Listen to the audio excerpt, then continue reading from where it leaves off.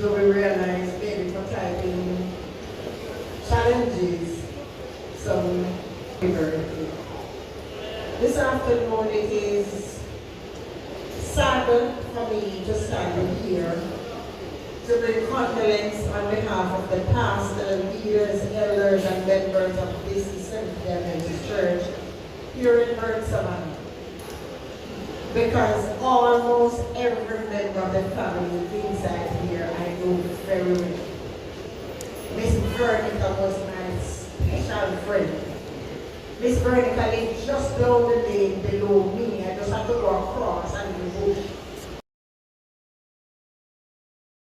When I met her, you plan to spend 15 minutes and those who know me. That little voice always coming.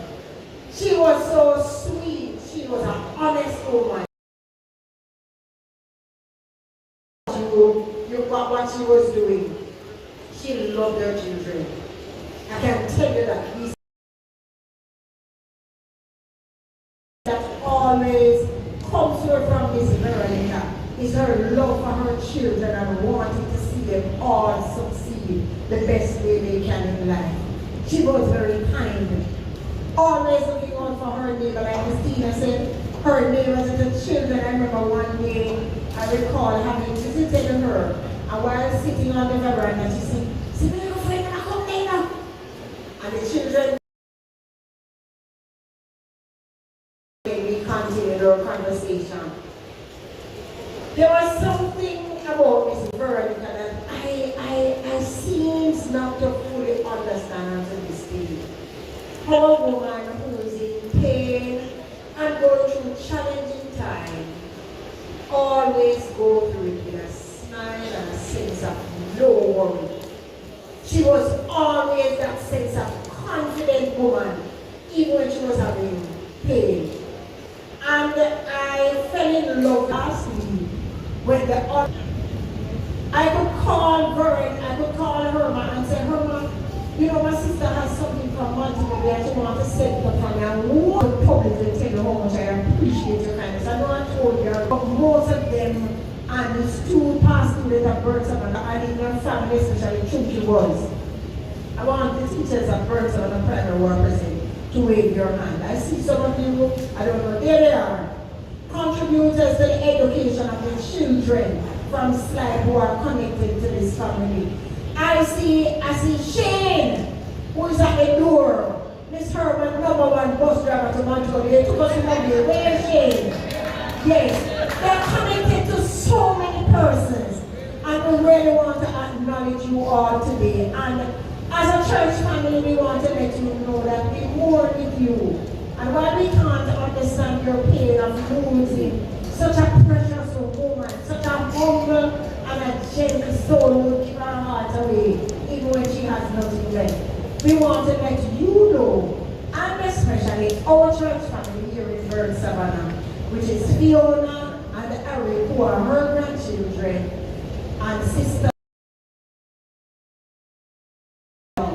that we are saddened with you. But tears are a language that God understands. And today,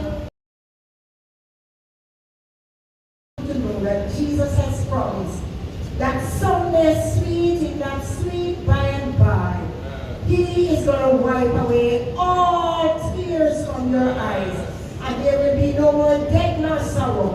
So cry if you must, but weep not as those that comfort in the arms of Jesus. For one day soon, if Sister Veronica was faithful to the Lord, and we all remain faithful, we'll all have the joy of meeting together when Jesus returns. Therefore, I say, be comforted and be strong during this, your time of bereavement.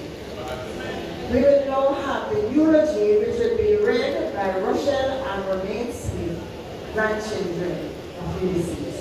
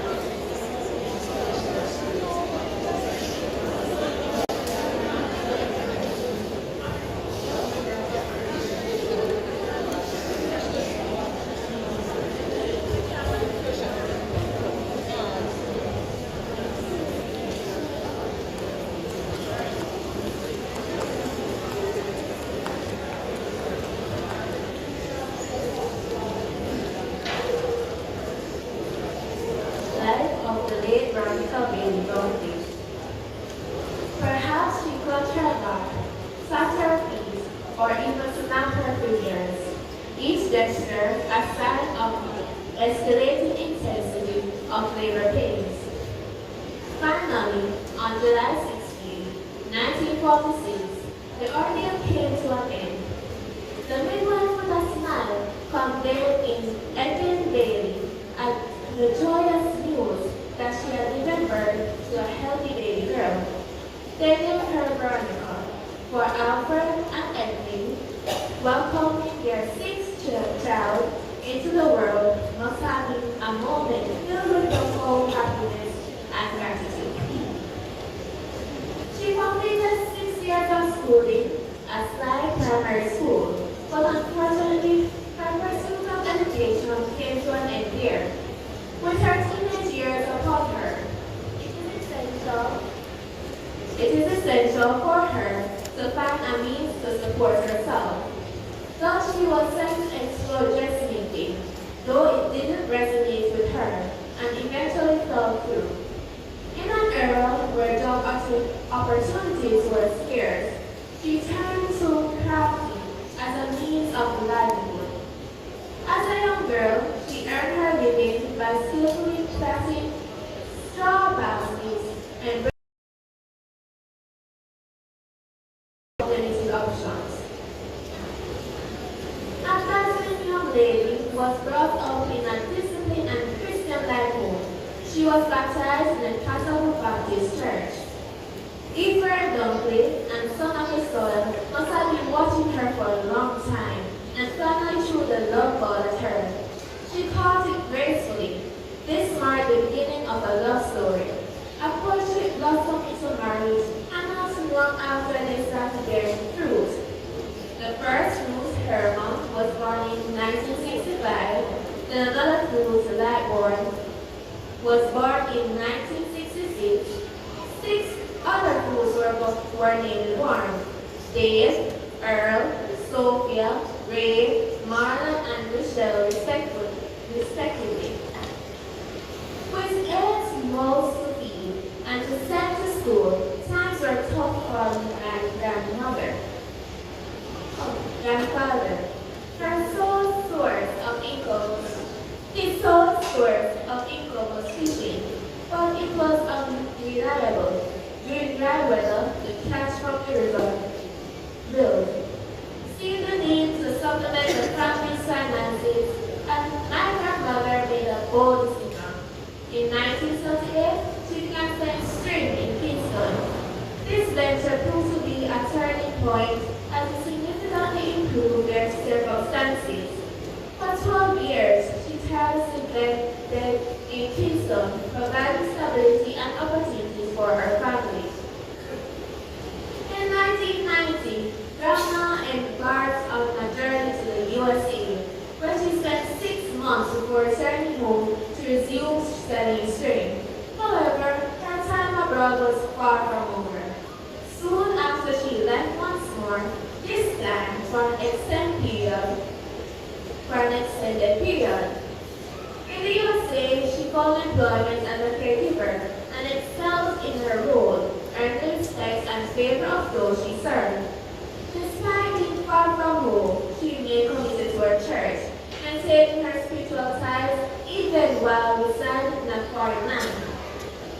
Eventually, she made a permanent move from Catapult to Knoxville, where she built a home that awaited her return. 6 years in the US, Grandma finally returned home for good. What a joy it was. Her journey abroad was marked for hard work, dedication, and a steadfast connection to her roots. Phoebe, short for Veronica Bailey, was not just a vivacious individual who loved spreading joy through her infectious laughter and jokes. She was also a trailblazer, known for her unwavering determination and drive. Close family and friends fondly recognize her by this affectionate abbreviation, a testament for her vibrant personality and pioneering spirit. Her life was a story of resilience and hard work, marked by her ability to navigate the business landscape with expertise,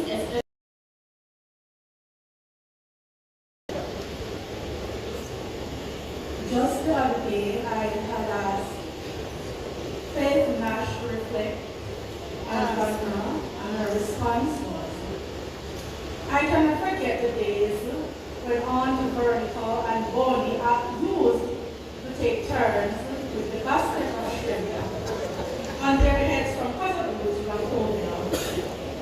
She went on to say it was quite evident the time we do something together in Kingston that she would have made the best of herself. She left me a legacy. The room that I presently then on in Kingston was handed to me by her, an admirable and amazing aunt whose memories will always remain in my heart, she added.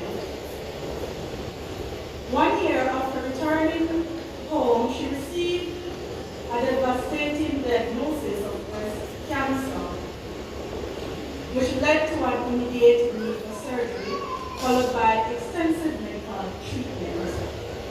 Despite the challenges in 2023, she bravely embarked on a journey to England, accompanied by her devoted son, Harold. However, her health took a turn for the worse during the trip, and she was forced to return home, having suffered a stroke just months earlier. Though she fought with all her strength, she succumbed to the battle on January 10, 2024. Grandma leaves behind a cherished legacy that will be fondly remembered by many, survived by her 8 children, which are here today. Herma, Libor, Dave, Earl, Sophia, Ray, Marlon, and Michelle, along with 4 sisters, 1 brother, numerous nieces, nephews, and a vast network of relatives and friends. Her impact spans generations and generations to come. In addition to her children, she is also survived by 18 grandchildren and 4 great-grandchildren who were all touched by her love and wisdom. Profound voice, and her memory will forever remain in the hearts of those who knew her. May her soul find eternal peace.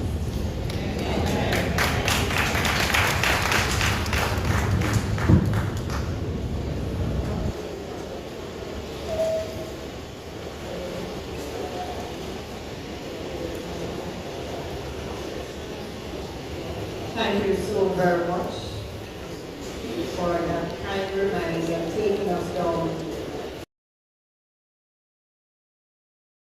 What I know from the Word of God, the commandments are divided into 2.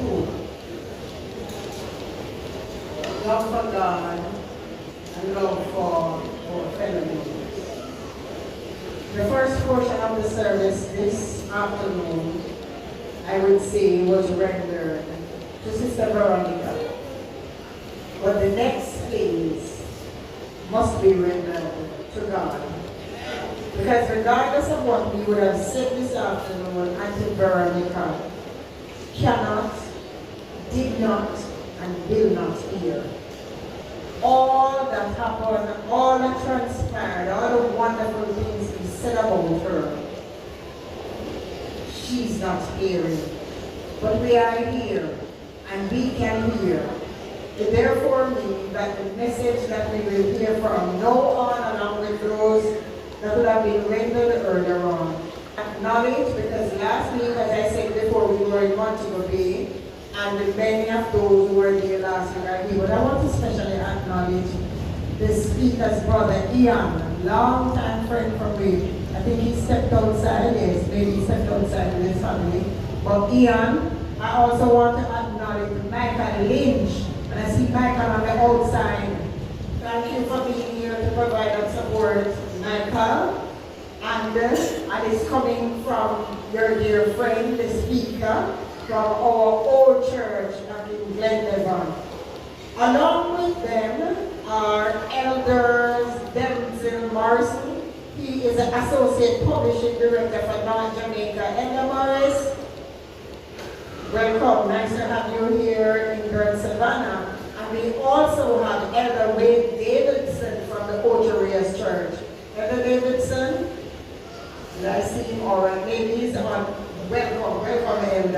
Along with others who were part of the entourage who came with him, his son. Today I am honored. Oh, listen.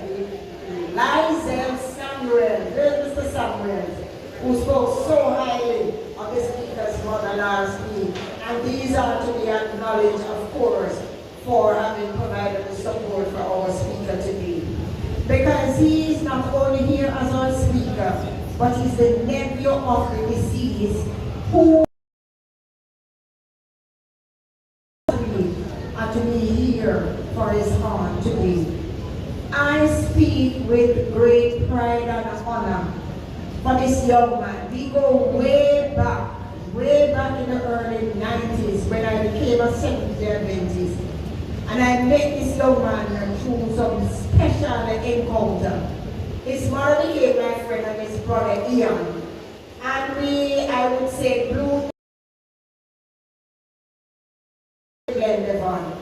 And as time elapsed, we separated and went to our different ways. I think I went before you because I left 1990 when I left you behind. But he has been my friend. Years lapsed between, and so no communication until we resumed communication a few years ago. And I am why?